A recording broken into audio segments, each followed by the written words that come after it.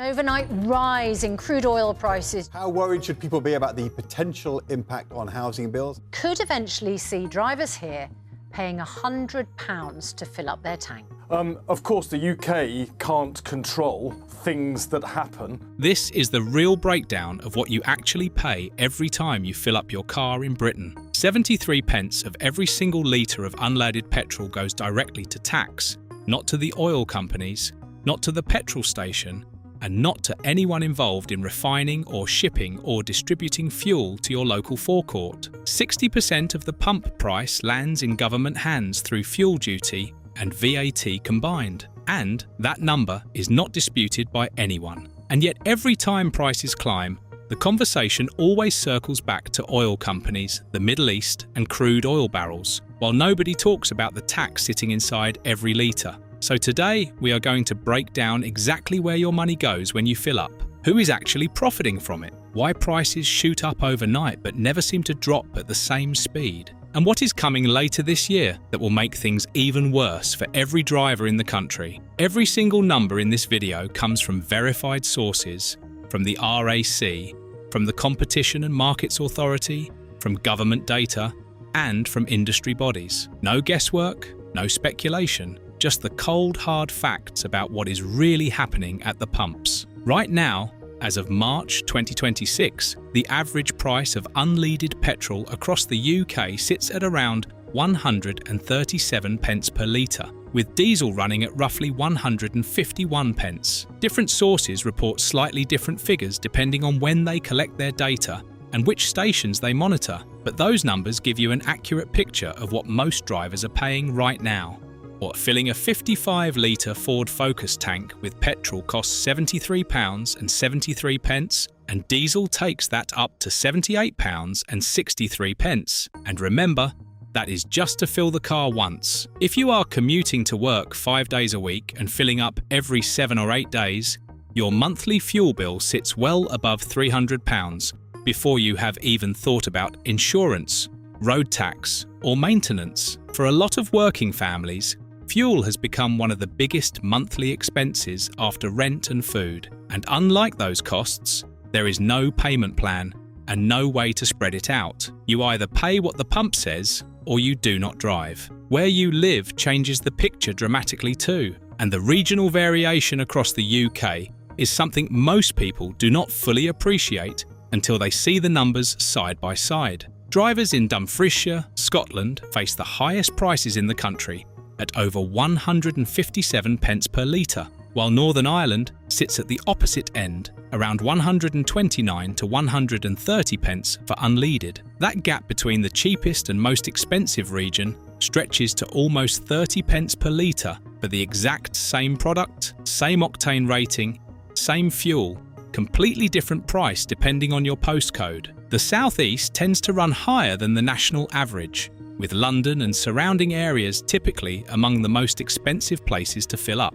Or supermarkets generally offer cheaper fuel than branded stations because of their market power and the fact that they want you to buy groceries while you are there. But even supermarket prices vary depending on the area. A driver in one part of the country could be paying £11 more per tank than someone 100 miles away, and there is no real justification for that kind of spread on what is essentially a commodity product delivered by the same tanker lorries on the same road network. Now here is what most people never fully grasp about the price on that pump display. And understanding this changes the entire way you think about fuel costs. 3 components make up every litre you buy. First comes the actual cost of crude oil, plus the refining process that turns it into usable petrol, plus the shipping and distribution to get it from the refinery to the station near you. Second is the retailer's margin, which is the small cut the petrol station keeps for selling it to you, covering their overheads, their staff,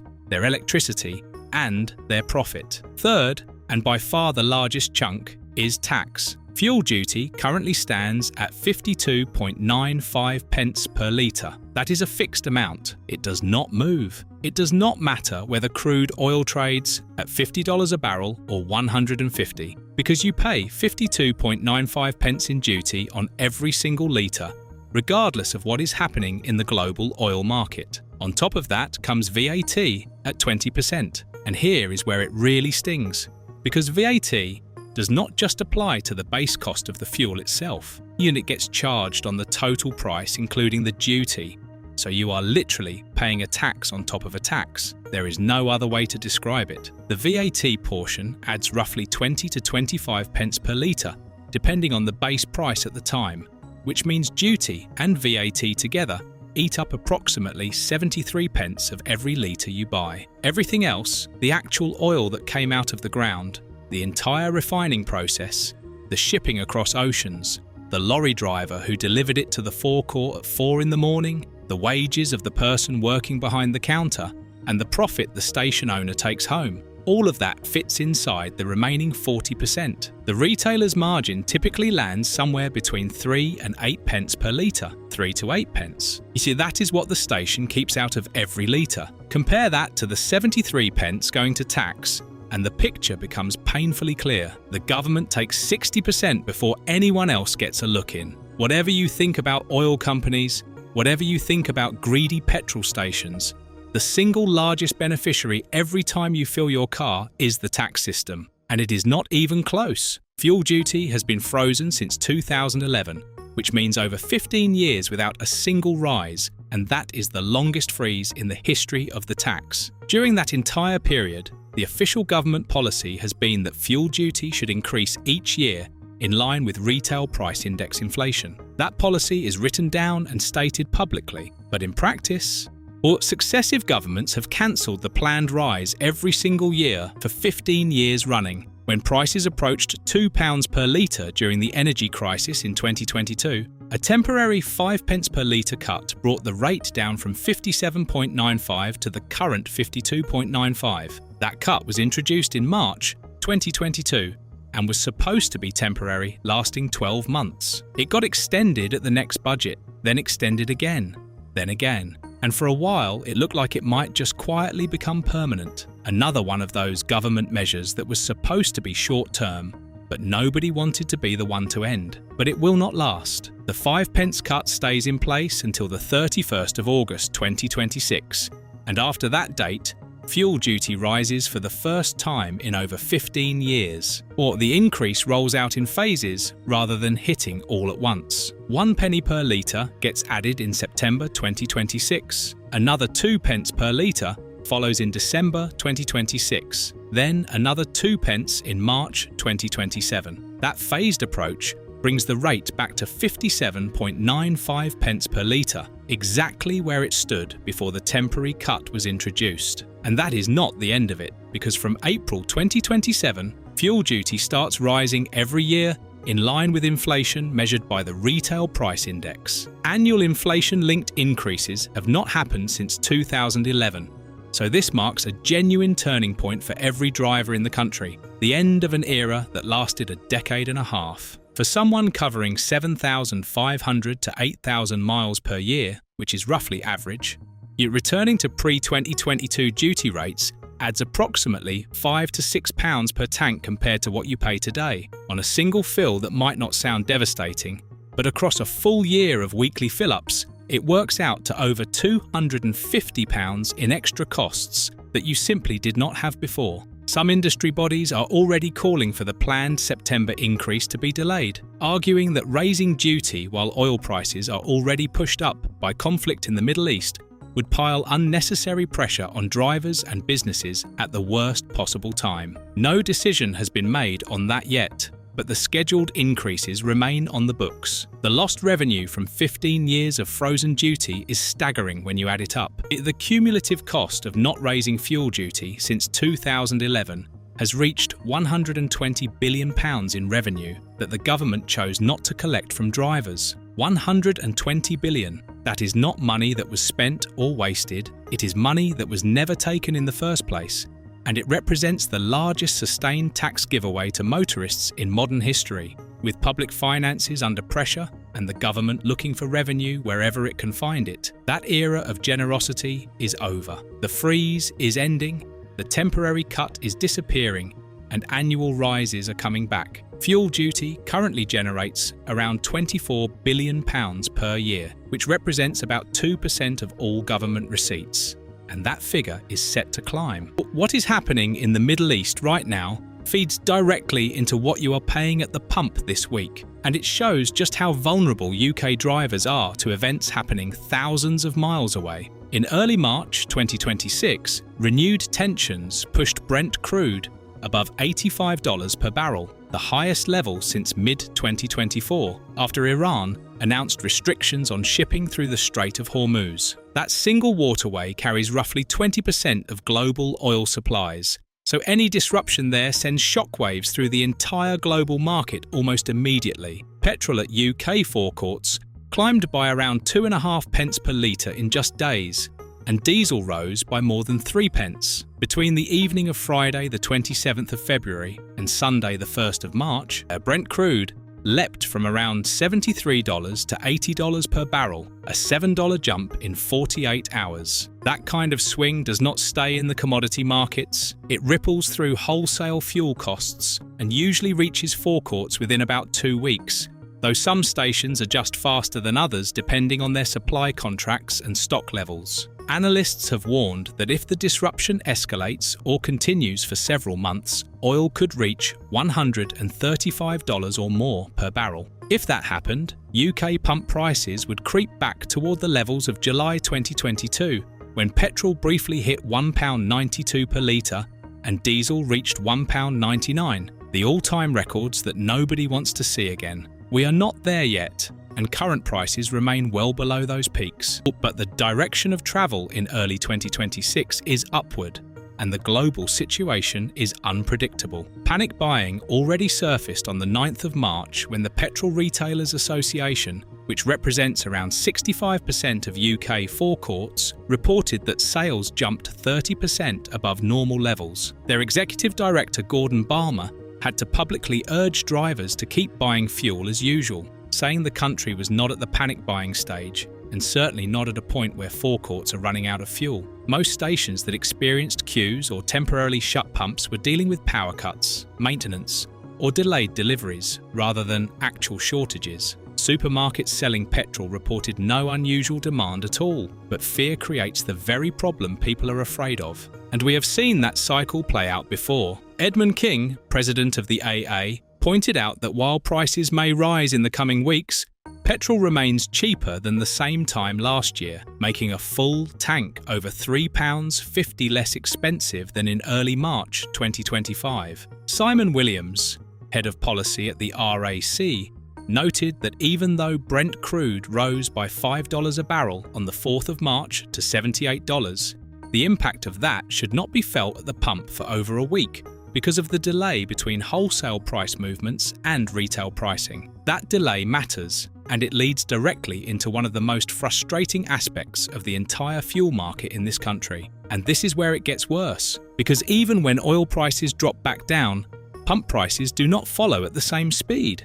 A well-documented pattern runs through the entire fuel retail industry, and it has a name that perfectly describes what drivers experience every single time: the rocket and feather effect. When wholesale costs rise, pump prices shoot up like a rocket, fast, sharp, and immediately visible on the price board outside your local station. When wholesale costs fall, pump prices float down like a feather, slow, gentle, and barely noticeable from one week to the next. You have almost certainly experienced this yourself dozens of times over the years. Oil drops 10%, and 2 or 3 weeks later, you are still paying the same at the pump. But when oil climbs 5%, the price board changes within 2 days, sometimes overnight. Petrol stations purchase fuel in advance, all which means the fuel currently sitting in their tanks may have been bought days or even weeks earlier at a different wholesale price. That creates a natural lag, but it only seems to work in one direction. Different stations adjust at different speeds depending on their supply contracts, their stock levels, and how much competition they face locally. And that variation is one reason prices can differ so much between stations that are only a few miles apart. None of this is conspiracy theory territory. The Competition and Markets Authority, which serves as the UK's competition watchdog, investigated this exact pattern and published a report towards the end of 2025 that should concern every driver in Britain. Retailer fuel margins remain, in the CMA's own words, historically high. Or the watchdog examined the claims from fuel companies about rising overheads justifying those margins and found no justification. That is not an opinion from a campaign group or a motoring charity. That is the official finding of the UK's competition regulator after a formal investigation. Back in 2017, supermarket fuel margins ran at around 4% of the pump price. By the 3 months ending June 2025, those margins had climbed to between 8 and 9.1%, more than double what they were 8 years earlier. For diesel specifically, the profit margin reached 18 pence per litre, which is double the long-term average of 8 pence. Supermarket margins on every pound spent on fuel went from 4 pence to over 9 pence in the space of 8 years, and the Competition Authority says there is no good reason for it. The AA's Luc Bosdet described the situation bluntly when he stated that drivers are still being ripped off at the pumps while struggling with tight household budgets. He pointed to what he called a postcode lottery in fuel prices, where neighbouring towns see wildly different prices and many areas pay far more than others for no apparent reason. The CMA report reinforced that picture, showing a market where elevated margins have persisted for longer than expected and where competitive pressure has not been enough to bring them back down to historical levels. Higher margins do not automatically mean obscene profits for every individual station owner, because there are genuine costs involved in running a forecourt, but they do mean that drivers are paying more per litre than the underlying costs justify, and that gap has been widening rather than shrinking. Motorway service stations take the overcharging to another level entirely, and this is something that infuriates millions of drivers every year. Fuel at motorway services consistently runs 15 to 20 pence per litre higher than at nearby town forecourts, and research has found that some motorway stations charge up to 37 pence more per litre than stations sitting less than 3 miles away. 37 pence on a litre. On a 55-litre tank, that difference alone adds up to over £20 for a single fill. The CMA confirmed that motorway margins are significantly higher than at non-motorway sites, which is the polite regulatory language for saying drivers are being fleeced. The fuel spokesman Simon Williams addressed this directly, saying the RAC can see no reason why motorway fuel should cost so much more, and pointing out that arguably it is much easier from a delivery point of view than getting fuel to urban filling stations. Think about that for a second. Motorway stations sit right next to major road networks. Tanker lorries can reach them more easily than they can reach a cramped forecourt in the middle of a residential street. The logistics argument does not hold up. The supply argument does not hold up. What explains the price is simply that motorway stations know you are a captive customer, stuck on the road with the next services potentially 30 miles ahead, and they charge whatever they want because the alternative for you is running out of fuel on the hard shoulder. One development from February 2026 is specifically designed to tackle some of this opacity in fuel pricing. A new fuel finder scheme now requires all UK fuel retailers to report their prices within 30 minutes of any change taking effect at the pump. That data feeds into a central system connected to apps and price comparison tools that anyone can access for free, and the goal is to increase transparency across the entire market. Before this scheme existed, filling stations only had to advertise prices on their forecourt signage, which meant drivers had to physically drive between stations to compare prices, burning fuel in the process just to find the cheapest option. The scheme is expected to save drivers an estimated £40 per year on average. And while that figure depends on how actively people use the tools and how aggressively they shop around, the principle is sound. Every motoring organisation gives the same advice, which is to never just pull into the nearest station without checking what is available nearby. Always compare prices, always use the apps, because the difference between the cheapest and most expensive station in your area can stretch beyond 20 pence per litre. On a 55-litre tank, 20 pence per litre translates to £11, and that is for the exact same fuel going into the exact same car. Supermarket forecourts are generally cheaper because of their buying power and their motivation to get you through the door to buy groceries. But even among supermarkets there are differences, and some independent stations have recently undercut supermarket prices in certain areas, which makes the case for checking every single time. Now let us talk about the broader context that sits around all of this, because petrol prices do not exist in isolation. The UK relies heavily on oil for transport, and unlike electricity, where there are domestic generation options and renewable alternatives, liquid fuel for vehicles comes from a global market that reacts to events on the other side of the world. When crude oil prices spike, every van driver, every delivery company, every commuter, every taxi, every bus, and every lorry on every road in the country feels it immediately. There is no buffer between global oil prices and your wallet. But there is no 6-month lag like there is with some energy costs. There is no price cap like there is with household gas and electricity. You fill your car and you pay whatever the pump says that day.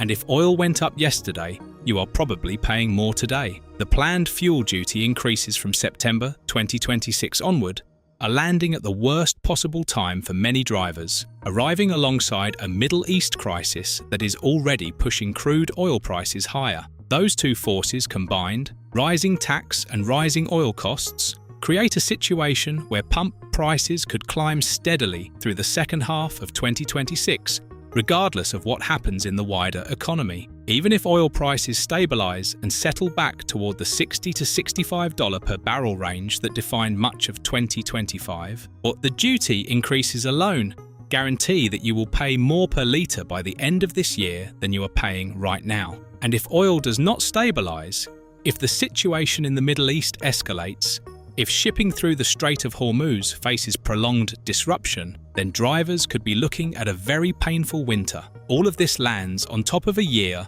where motorists already face rising costs from every other direction as well. Road tax climbs from April 2026, with the standard annual rate going from £195 to £200. First-year rates for the highest polluting new vehicles jump to £5,690. Car insurance, while it has dropped from the record peaks of late 2023 and early 2024, still averages over £700 nationally on the Confused.com price index. You're down from a peak of £995, but still a heavy annual expense. Young drivers face the sharpest end of that wedge, with 17-year-olds paying an average of £1,932 for car insurance, even after a 25% drop over the past year. Stack fuel on top of insurance, road tax, maintenance, and the price of the vehicle itself, and the basic cost of owning and running a car in Britain is becoming a serious financial weight for millions of working people who have no realistic alternative to driving. The UK produces around 32% of its electricity from fossil fuels, and the long-term direction of travel is toward electrification of transport. But that transition is years away from making a meaningful dent in petrol and diesel demand. Around 40 million vehicles are on UK roads, and only about 1 million of those are electric. That is 1 in 40. The overwhelming majority of drivers still depend entirely on petrol and diesel, and they will continue to do so for years to come, which means fuel prices remain one of the most direct and unavoidable costs in the household budget. So here is where every penny of your fuel money actually ends up. 73 pence of every litre is tax, split between fuel duty and VAT, with the VAT charged on top of the duty so you pay tax on tax. Around 60% of the pump price goes straight to the government before anyone else sees a penny. Fuel duty has been frozen for 15 years, but that freeze ends in September 2026,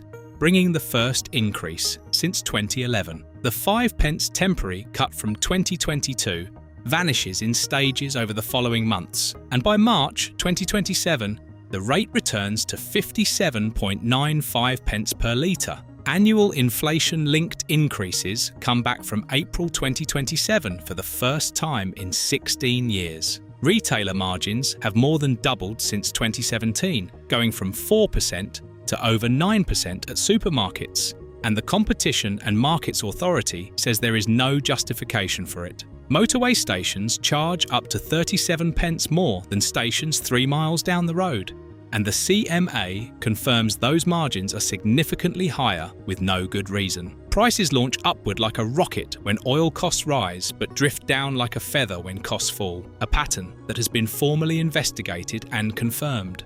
So oil is surging again because of conflict in the Middle East, with Brent crude above $85 a barrel and the Strait of Hormuz under threat. Filling a family car with petrol now costs nearly £74, and that number is heading up. £120 billion.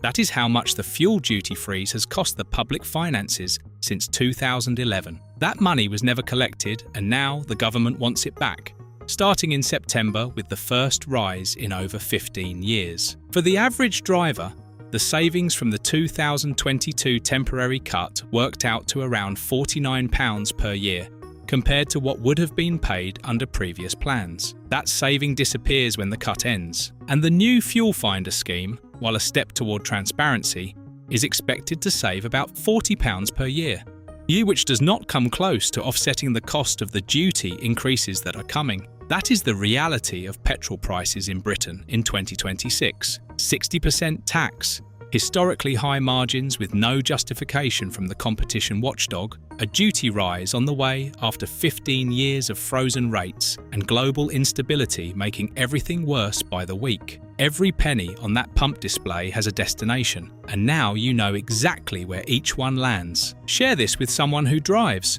because most people have absolutely no idea that 60% of what they pay for fuel is tax, and they deserve to know. Thanks for watching. We will see you in the next one.